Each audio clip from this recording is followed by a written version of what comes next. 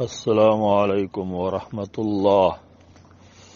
سوچ اسلام ته نوی راشي او بیا اسلام کې داخل کې د کلمت الشهاده نه وروسته هغه نه کم مخالفت وشي د اسلام د قواعدو نه، مثلا شرک ته وشي، نو دا سړی په دې باندې نه مشرک کېږي. حدیث عهد بالکفر والا چې دی چې کفر نه نږدې راغلی دی، وخت کم کېږي، هغه نه څه کفري کار وشي یا شرکي کار دې وشي، نو په دې باندې دا نه مشرک کېږي. ځکه دلته جهل چې دی دا عذر دی، دا جاهل دی، جهل، او دته د اسلام احکام او تعلیمات هغه صحیح نه دي ملاو شوي، نو او اقامت د حجت پې نه دی شوی، نو په دې وجه باندې دا مشرک کېږي نه، بلکې دې ته به تعلیم ورکولی کېږي د عقیدې او د احکامو. کله چې جهل هغه ازاله شو او اقامت د حجت پې وشو، نو بیا وروسته دغه شرکیات دا مؤثر دي، اثر کوي او حکم لري بیا. ځکه چې سړی دا قاعده دا عادت دی چې کله سړی د یوې عقیدې نه راشي، نو غیر اختیاري طریقه باندې دغه عقیده ته صادریږي.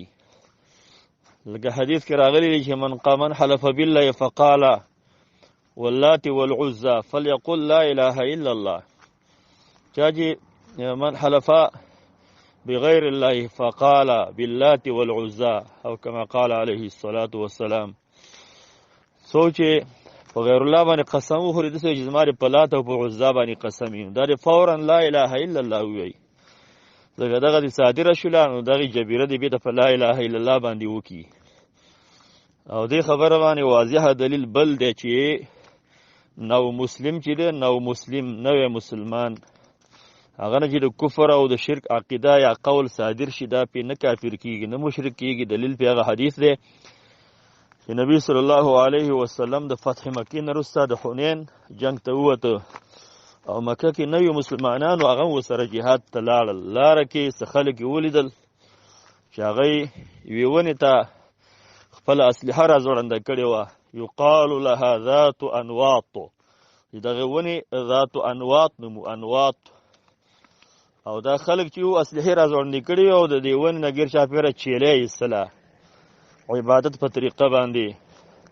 وی دې نو مسلمانانو نبی صلی الله علیه وسلم ته ویل چې اجعل لنا ذات انواط کما لهم ذات انواط، یا رسول الله زمونږ د فارم داسې پروګرام وکړه، یوه ونه زمونږ د فارم مقرر کړه چې هغې ته مونږ اسلحه اچو او ګیر چاپېر لکه دا خلک چې پراته دي بنجوران، او دغسې مونږ هم شو. نبی صلی الله علیه وسلم تعجب وکړ، ویله سبحان الله، قلتم كما قالت بنو اسرائیل لموسى اجعل لنا الها كما لهم آلهه.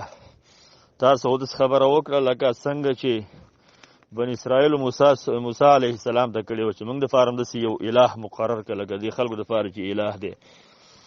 نو علماو دا د استدلال کړی دی حدیث نه چې داسې نوي مسلمانانو چې خبره صادره شي، نو هغه په دې باندې نه کافر کېږي نه مشرک کېږي.